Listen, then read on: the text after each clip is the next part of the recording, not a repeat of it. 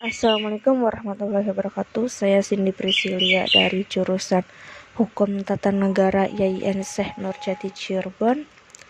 Di sini saya akan menjelaskan tentang Project Citizen yang saya buat untuk mata kuliah pendidikan kewarganegaraan. Mungkin yang berjudul Toxic Relationship.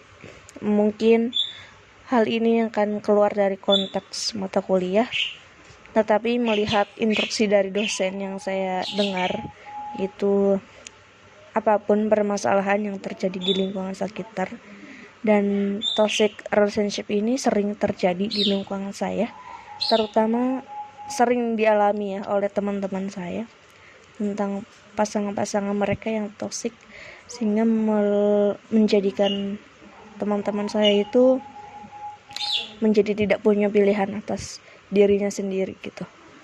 Makanya saya tertarik untuk membahas toxic relationship ini. Baik, kita masuk saja langsung ke pengertian toxic relationship atau istilah toxic relationship.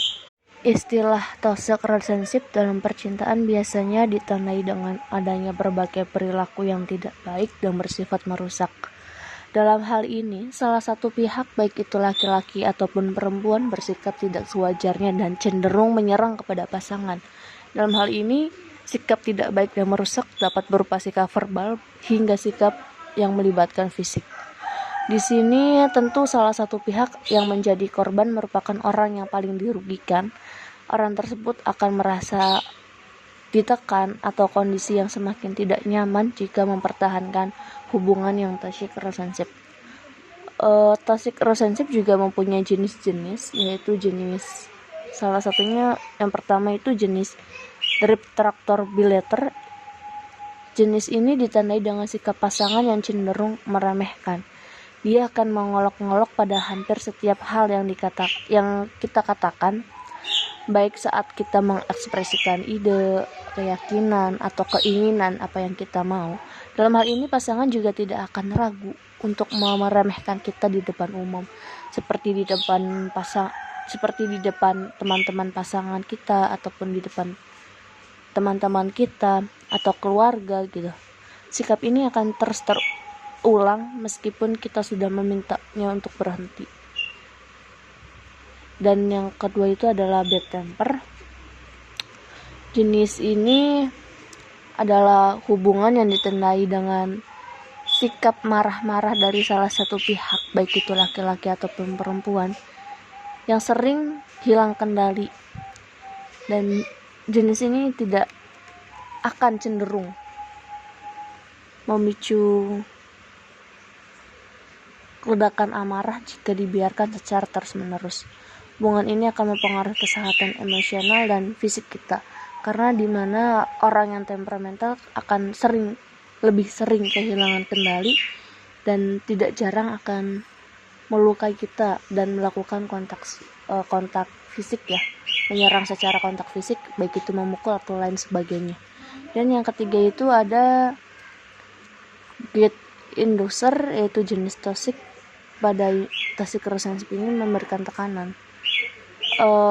Biasanya jenis toxic relationship ini terjadi pada pasangan yang berkomitmen, sehingga salah satu pihak akan menjadi penggerak rasa bersalah, mendorong dan mengontrol Anda untuk merasa bersalah setiap kali melakukan sesuatu, yaitu dimana pasangan ini akan terus memberikan tekanan kepada kita sehingga kita tidak dapat memiliki hak. Kita tidak lagi memiliki hak atas diri kita sendiri. Itu ya, menurut saya pribadi ini sudah termasuk toxic. Adapun solusi yang dapat kita lakukan ketika kita berada di lingkungan yang toxic, yaitu dengan cara meluangkan waktu, lebih tepatnya untuk mengidentifikasi orang-orang yang kita rasa orang tersebut itu toxic, dengan merenungkannya beberapa saat. Kemudian gunakan hati, pikiran, kesadaran kita dengan sepenuhnya untuk mempertimbangkan apa yang terbaik untuk mengatasi masalah ini. Terkadang kita terlalu sibuk mencari solusi kesana kesini gitu. Namun ternyata solusinya ada di dalam diri kita sendiri.